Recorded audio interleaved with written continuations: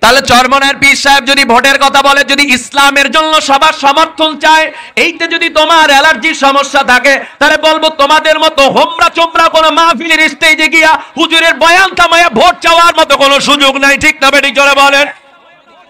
যদি আমরা ইসলামের কথা বলে সমর্থন চাওয়া, এটা যদি খারাপ হয়, এটা যদি অনৈতিক হয়, তাহলে তোমরাও আজকে থেকে কোনো মাহফিলে গিয়া ধর্ম ব্যবসা করে মাথায় টুপি চেপে দিয়ে ভোট চাওয়ার মতো কোনো অধিকার এই জনগণ আগামী দিনে তোমাদেরকেও দিবে না। ঠিক না বেঠিক জোরে বলেন? আলহামদুলিল্লাহি কাফা ওয়া সালামুন আলা ইবাদিহিল্লাযীনা ইসতাফা। أما بعد فأعوذ بالله من الشيطان الرجيم. بسم الله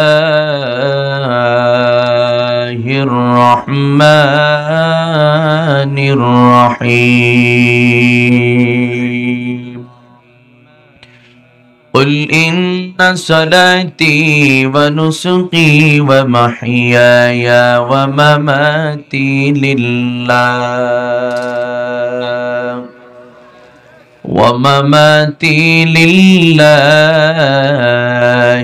رب العالمين. صدق الله مولانا العظيم وصدق رسوله النبي الكريم، ونحن على ذلك من الشاهدين والشاكرين والذاكرين، والحمد لله رب العالمين. اللهم صل على محمد وعلى آل محمد كما صليت على إبراهيم وعلى آل إبراهيم إنك حميد مجيد. اللهم بارك على محمد وعلى آل محمد كما باركت على إبراهيم وعلى آل إبراهيم إنك حميد مجيد. بلغ العلا بكماله كشف الدجى بجماله حسنت جميع خصاله صلوا عليه وآله. সকলের হৃদয় সকল ভালোবাসাটুকু উজাড় করে দিয়ে, জবানের সকল আওয়াজটুকু ছেড়ে দিয়ে আল্লাহর দেয়া জবান দ্বারা সকলেই কালিমাতুশ শুকর উচ্চারণ করি আলহামদুলিল্লাহ। আমাদেরকে জান্নাতের বাগানে বসার মতো সুযোগ যিনি দান করেছেন তার নাম কি? আরো জোরে বলা যাবে? আর একটু ভলিউম বাড়ানো যাবে? এটা এমনই এক বরকতপূর্ণময় মজলিস যেখানে বুদ্ধি থাকলেই বসা যায় না, যেখানে অর্থ থাকলেই বসা যায় না, বংশ পরিচয় থাকলেই বসা যায় না। কারণ ইবাদতের জন্য প্রথমেই প্রয়োজন হলো বান্দার খালেস নিয়ত, এরপরে প্রয়োজন হলো আল্লাহ তাআলার পক্ষ থেকে কবুলিয়ত। আল্লাহ আমাদেরকে পছন্দ করেছেন, এজন্য বসিয়ে দিয়েছেন। কাজে আজকের বসা, এই মুজাহাদা, এই কষ্ট কাল আখিরাতের জিন্দেগিতে নাজাতের ওসিলা হিসাবে কবুল করুক। সকলে জোরে বলি আমিন। যেহেতু আজ মাহফিল, এখানে আমরা এসে থাকি কিছু দিন শেখার জন্য, আল্লাহর পরিচয় নেওয়ার জন্য, রসুলের পরিচয় জানার জন্য, ইসলামের সঠিক পরিচয়গুলো গ্রহণ করে পরবর্তী জিন্দেগি সুন্দর করে সাজানোর জন্য এবং আল্লাহ তাআলার রাজি খুশি অর্জন করে ঈমানের মতো দৌলত নিয়ে দুনিয়ার থেকে বিদায় হওয়ার জন্য। আজকে স্বাভাবিকভাবে আমি যেই কথাটা বলে থাকি, যেমন আমাদের সমাজের মধ্যে কিছু বন্ধুরা আছেন যারা বলে থাকেন যে আমার নামাজ ঠিক আছে, আমার জন্য বয়ান জরুরি নয়, আমি রোজা ঠিক মতোই রাখি, আমার জন্য বয়ান জরুরি নয়, আমার জন্য নসিহতের প্রয়োজন নেই, আমি জিকির আজকার ঠিক মতো করি। আমি ওই সমস্ত বন্ধুদেরকে বলবো, যার নামাজ যত বেশি তার জন্য নসিহত তত বেশি জরুরি। কথা বলেন না কেন? যার রোজা যত বেশি তার জন্য বয়ানও তত বেশি জরুরি। যার জিকির যত বেশি তার জন্য নসিহত তত বেশি জরুরি। বলবেন কেন? আমি বলবো, যিনি নামাজ পড়েন তার কাছেই শয়তান ওয়াসওয়াসা বেশি দিয়ে থাকে। যে পড়ে না সে তো শয়তানের ডিউটি অগ্রিম সে পালন করতেছে, তাকে নিয়ে টেনশন শয়তান করে না। এই জন্য যার নামাজ যত বেশি চলে শয়তানের ওয়াসওয়াসাও তার উপরে বেশি চলে। এই জন্য তার আমলকে ঠিক রাখার জন্য তার কাছে বয়ানও আমি মনে করি এর চেয়ে আরো অনেক বেশি জরুরি হবে। ঠিক কিনা জোরে বলে? কাজে যেই বান্দা ইসলামের উপরে, দ্বীনের উপরে, আল্লাহকে পাওয়ার জন্য যত বেশি চেষ্টা করবে, শয়তানও তার পিছনে তত বেশি মুজাহাদা করবে কিভাবে তাকে লাইনচ্যুত করা যায়। কাজে এই জন্য বেশি বেশি সমস্ত মজলিসের মধ্যে বসলে ঈমান তৈরি হয়, ঈমান তাজা হয়, অজানা বিষয়গুলোকে জানা যায়, আল্লাহ তাআলার সাথে বান্দার সম্পর্ক অনেক গভীর হয়ে যায়, নবীর তরিকার উপরে চলার আগ্রহ তৈরি হয়। যাদের দাড়ি নাই তারা দাড়ি রাখার জন্য একটা ইরাদা শুরু করে দেয়, যাদের নামাজ নাই তারা নামাজ পড়ার জন্য একটা খালেস নিয়াত করার ইরাদা করে দেয়, যাদের রোজা নাই তারা রোজা রাখার জন্য একটা পরিবেশ তার কলবের মধ্যে তৈরি হয়ে যায়। ঠিক কিনা জোরে বলেন? এজন্য কে নামাজ পড়লো আর না পড়লে যেন বয়ান চলবে অথবা বন্ধ হবে বিষয়টা এমন নয়। কারণ নবী আলাইহিস সালাম বয়ান করে গেছেন কিয়ামত পর্যন্ত কোরআন হাদিসের বয়ান চলতে থাকবে। একটা মানুষও যদি নামাজ না ধরে তাতে বয়ান বন্ধ হবে না। কারণ আমার কাজ হলো নবী আলাইহিস সালামের ভাষ্য অনুযায়ী বাল্লিগু আন্নী ওয়ালাউ আয়া, আমার পক্ষ থেকে যদি একটি কথা, একটি বাণী, একটি বাক্য তুমি জানো, সেই হক কথাগুলো তুমি অন্য আরেকজন মুসলমানের কাছে পৌঁছায় দাও। এজন্য আমাদেরকে ধারাবাহিকতা ধরে রাখার দরকার আছে না নাই? কি রোজা রেখে আপনারা কি ক্লান্ত হয়ে গেছেন নাকি? রমজানে দীর্ঘ এক মাস সিয়াম পালন করার পরে ক্লান্ত হয়ে গেছেন আপনারা? সজাগ আছেন না ইনশাআল্লাহ? এই জন্য আল্লাহ তাআলা তার রাজি খুশির জন্যই আমাদের সকল প্রকারের কাজ করার তৌফিক দান করুক। সকলে বলে আমিন। قل إن صلاتي ونسكي ومحياي ومماتي لله قل إن صلاتي ونسكي ومحياي ومماتي لله ومماتي لله رب العالمين।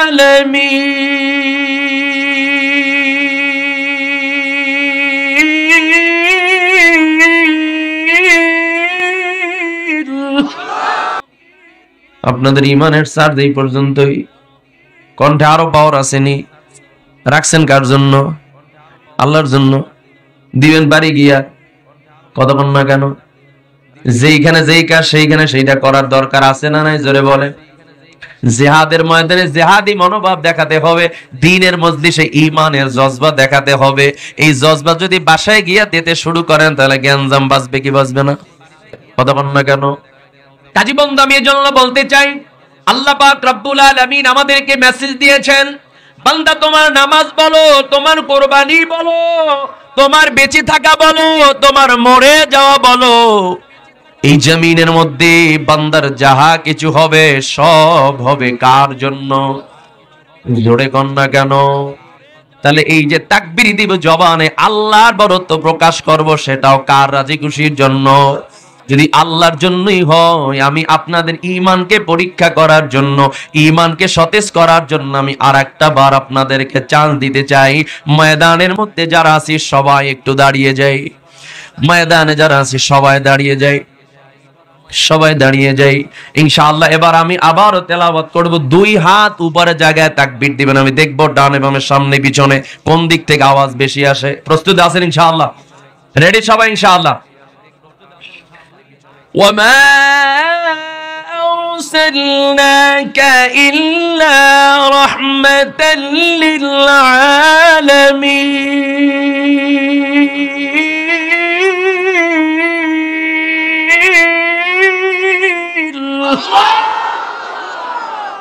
একত্র হয় নাই? অনেকের তাকবীর দিতে দিতে হাত জাগছে। হাত তো একসাথে জেগে যাবে, তাকবীরের সাথে সাথে হাত জেগে যাবে ইনশাআল্লাহ। কি আরেকবার চান্স দেওয়া যায় না ইনশাআল্লাহ? আরেকবার চান্স দিচ্ছি ইনশাআল্লাহ। وما خلقت الجن والإنس إلا ليعبدون।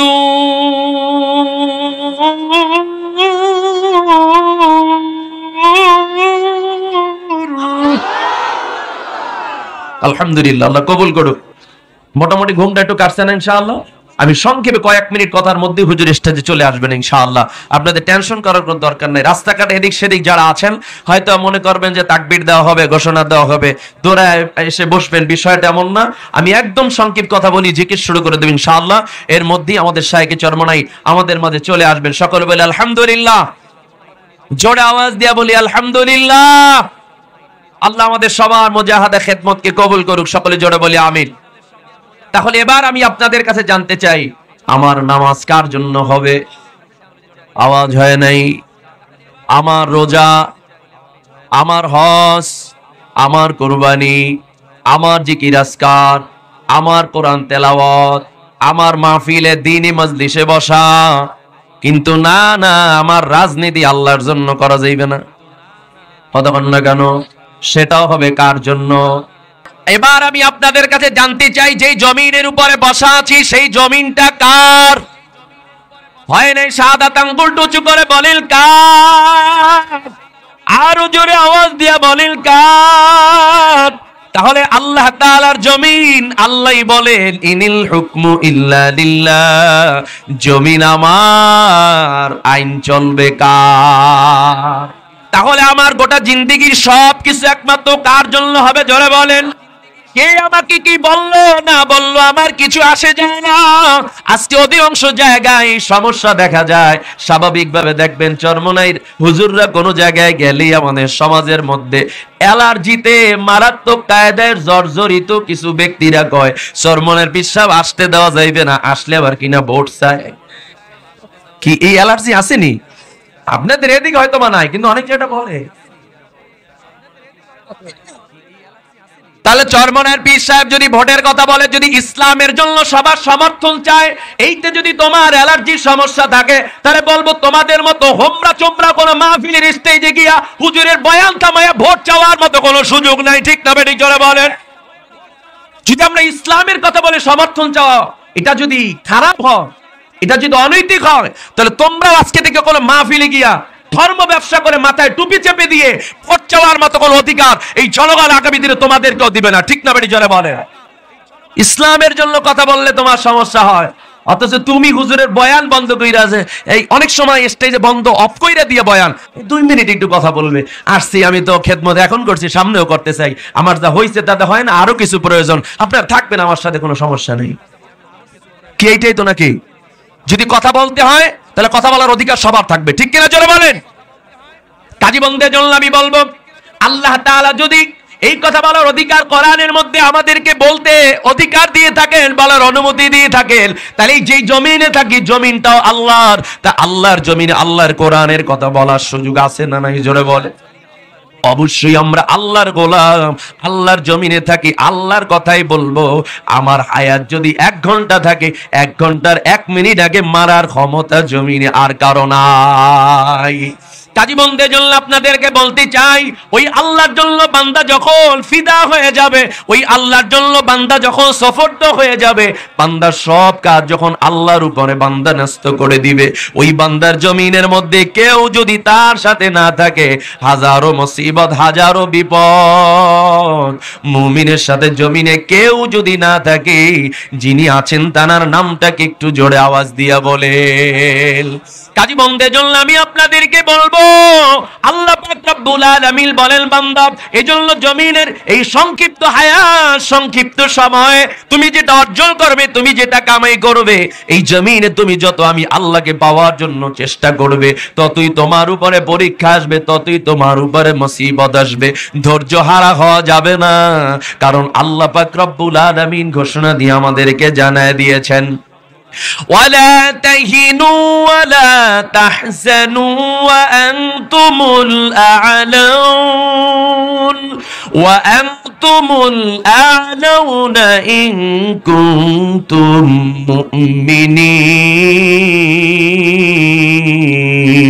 مؤمنين। আল্লাহ বলেন তোমরাই সফলতা অর্জন করবে, তোমরাই বিজয় অর্জন করবে, শর্ত হলো একটা, যদি তোমরা মুমিন হও। ঠিক কিনা? জোরে আওয়াজ দিয়ে বলেন। কাজে সেই মুমিনের কাতারে আমরা নাম লেখাতে রাজি আছি না নাই? জোরে বলেন। কাজী বন্ধের জন্য আমি আপনাদেরকে বলবো, এই জমিনের মধ্যে এরকম ভাবে সাধারণ কিছু বিপদ আপদ মুসিবত আসলে যদি আপনি ঈমান থেকে সরে যান, তাহলে তো আপনি আল্লাহকে পাওয়ার ক্ষেত্রে পরীক্ষায় আপনি ফেল করবেন, আল্লাহ তাআলার ভালোবাসা অর্জন করা যাবে না। আর এই মুসিবতে যদি একটু ধৈর্য ধারণ করা যায়, আল্লাহ পাক রব্বুল আলামিন বিজয়ের ঘোষণা দিয়েছেন। শুধু বিজয়ের ঘোষণা এমনটাই নয়, ওই বান্দার আখিরাতের প্রত্যেকটা ঘাটি আল্লাহ তার জন্য ওপেন করে দিবে, সহজ করে দিবে। যেই বান্দা আল্লাহ পাক রব্বুল আলামিনকে রব মেনে আল্লাহর গোলামি করে জমিন থেকে বিদায় হবে, ওই বান্দার মৌতে কোনো চিন্তা নাই, ওই বান্দার কবরের জিন্দেগি তো কোনো চিন্তা নাই, ওই বান্দার হাসরের ময়দানেও কোনো চিন্তা নাই, ওই বান্দার মিজানেও কোনো চিন্তা নাই, পুলসিরাতেও কোনো চিন্তা নাই।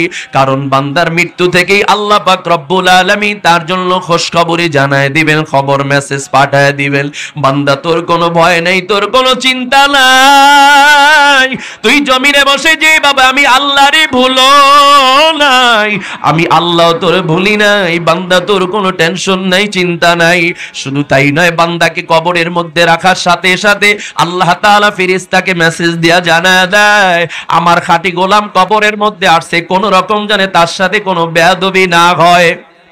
এই বান্দার কবরের প্রশ্নের জিম্মাদার আমি আল্লাহ নিয়ে নিলাম, ওই বান্দার জবাব দেওয়ার জন্য আমি আল্লাহ প্রশ্নকে ওর জন্য আমি আল্লাহ সহজ করে দিলাম। শুধু তাই না, আমার বান্দার জন্য কবরের মধ্যে জান্নাতের বিছানা বিছাইয়া দাও, আমার গোলামের সাথে কোন রকম যেন বেয়াদবি না হয়, আমার বান্দার সাথে গোলামের সাথে কবরের সাথে জান্নাতের সাথে একটা রাস্তা বানায় দাও, এবং আমার বান্দাকে এমন ভাবে ঘুম পড়ায় দাও ইসরাফিলের সিঙ্গার ফুৎকারের আগে যেন বান্দার ঘুম আর না ভাঙে। শুধু তাই নয়, এই জমিন থেকে আল্লাহ যারা পাগল, এই পাগলগুলো দুনিয়া থেকে বিদায় হওয়ার পর হাসরের ময়দানে যখন বান্দা উপস্থিত হয়ে যাবে, এই পাগলের পাগলামি শুধু দুনিয়া পর্যন্ত নয়, এই আল্লাহর খাঁটি গোলামদের পাগলামি আখিরাতের ময়দানেও শুরু হয়ে যাবে। কারণ জমিনের মধ্যে যেইভাবে যেই বান্দা পাগল হয়, তার জন্য কোনো আইন নাই, কোনো আদালত নাই, কোনো বিচার নাই, ঠিক না বেড়ে জোর আওয়াজ দিয়া বলেন। এই জমিনে বসে যারা হবে আল্লাহর পাগল, ওই বান্দার জন্য আখিরাতের ময়দানেও বান্দা পাগলামি শুরু করে দিবে। হাসরের ময়দান কায়েম হওয়ার পর ওই বান্দার জান্নাতের চিন্তা নাই, জাহান্নামের চিন্তা নাই, ওই বান্দা শুধু দৌড়াবে আর ডাক দেয়া বলবে, আমার মাওলায় কই, আমার রব কোথায়। শুধু তাই নয়, জমিনের মধ্যে বসে যারা আল্লাহর গোলামি করে, ওই মানুষগুলোর জন্য আল্লাহ পাক রব্বুল আলামিন ওই আখিরাতের জিন্দেগির রাস্তাগুলোকেও সহজ করে দিবে। শুধু তাই নয়, আল্লাহ পাক রব্বুল আলামিনের খাঁটি গোলামগুলো যখন জান্নাতের মধ্যে চলে যাবে, ওই জান্নাতের মধ্যে যাওয়ার পরেও ওই আল্লাহর খাঁটি গোলামগুলো আল্লাহ পাক রব্বুল আলামিনের সাথে বাহানা করবে, আবেদন করবে।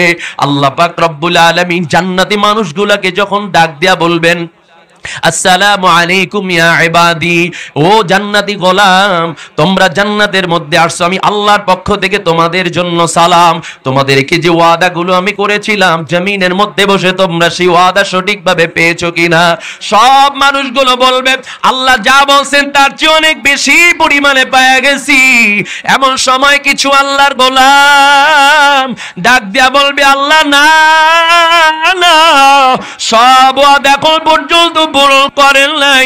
আল্লাহ ডাক দেয়া বলবে, কি ওয়াদা পূরণ করি নাই? জান্নাতি মানুষগুলো বলবে, আল্লাহ দুনিয়ায় বসে আপনি ওয়াদা করেছিলেন জান্নাতে আসার পর আপনি সরাসরি আমাদেরকে দেখা দিয়া দিবেন। আজকে জান্নাতের নাজ নিয়ামত গুলো দিয়া কি করব? আপনি কোথায়? আপনাকে না দেখা পর্যন্ত আমাদের কলিজা শান্ত হবে না। আল্লাহ পাক রব্বুল আলামিন, আল্লাহ পাক রব্বুল আলামিন তখন ফেরেশতাকে ডাক দিয়া বলবে, ফেরেশতা, আমার বান্দা আমাকে ঠেকায় দিয়েছে, আর গোপন থাকার সুযোগ নাই, আমার ৭০,০০০ নূরের পর্দাগুলো উঠাইয়া দে। আজকে আমার জান্নাতি মানুষগুলোর সাথে আমি আল্লাহ সরাসরি দেখা দিয়া দিব। কাজী বন্ধের জন্য আপনাদেরকে বলতে চাই, এই দুনিয়ার লোভ লালসা, দুনিয়ার ক্ষমতা, দুনিয়ার বাহাদুরি কিন্তু একদম ক্ষণস্থায়ী, দেখতে না দেখতে শেষ হয়ে যায়। এই জন্য আমি আপনাদেরকে বলতে চাই, ওই মৌতেও কিন্তু সহযোগিতা করা লাগবে আল্লাহর। আল্লাহর দয়া ছাড়া জান্নাতে যাওয়া যাবে না। কবরেও দয়া লাগবে আল্লাহর, হাসরেও দয়া লাগবে আল্লাহর, মিজানেও দয়া লাগবে আল্লাহর। আল্লাহর দয়া ছাড়া জান্নাতে যাওয়ার মতো কোনো সুযোগ নাই। কাজেই দুনিয়ার যার কথা বলেন না কেন, ছেলে সন্তান, আত্মীয় স্বজন, এই দুনিয়ার সব হলো স্বার্থপরের দল। আপনার আমার আপন হলো একজন, তার নামটা কি একটু জোরে আওয়াজ দিয়া বলেন। হয় না শাহাদাত আঙ্গুল উঁচু করে বলে তিনি কে, আর জোরে আওয়াজ দিয়া বলে তিনি কে। ওই আল্লাহর বন্ধু বানে দুনিয়ার থেকে বিদায় হন। এই দুনিয়ার কেউ যদি আপনার আমার খবর না নেয়, ওই আখিরাতের জিন্দেগি তো আল্লাহ কিন্তু আপনাকে আমাকে ভুলবে না। এই জন্য আপনাদেরকে বলতে চাই, যেদিন দুনিয়া থেকে বিদায় হয়ে যাব, চক্ষু দুইটা বন্ধ হয়ে যাবে, সাদা কাপড়ে আমাকে প্যাকেট বানায় ফালাইবে, তখন আমাকে আর কেউ দেখতেও চাইবে না, আমার কাছেও যাইবে না, সবাই ভয় পায়। ওই মাটির ঘরে 3.5 হাত মাটির ঘর, ওই কবরের মধ্যে আপনাকে আমাকে বিদায় দিয়া কবরের মধ্যে রাখি আসবে। মাটির চাপা দিয়া, কলা পাতা দিয়া, বাঁশ দিয়া, পাড়া পাড়া মাটির চাপা দিয়া, যার যার বাড়িতে সবাই বিদায় নিয়ে চলে যাবে। ওই অন্ধকার কবরে আপনার ছেলেও যাবে না, মেয়েও যাবে না, বন্ধু বান্ধব, আত্মীয় স্বজন কেউ আপনার আমার সাথে অন্ধকার কবরে যাবে না। ওই কবরের মধ্যে মা থাকবে না, বাবা থাকবে না, ভাই থাকবে না, বন্ধু থাকবে না। ওই অন্ধকার কবরে আত্মীয় স্বজন কেউ না। ওই অন্ধকার কবরে একমাত্র আল্লাহ বাদে কেহ মাবুদ নাই। লা ইলাহা ইল্লাল্লাহ, লা ইলাহা ইল্লাল্লাহ, লা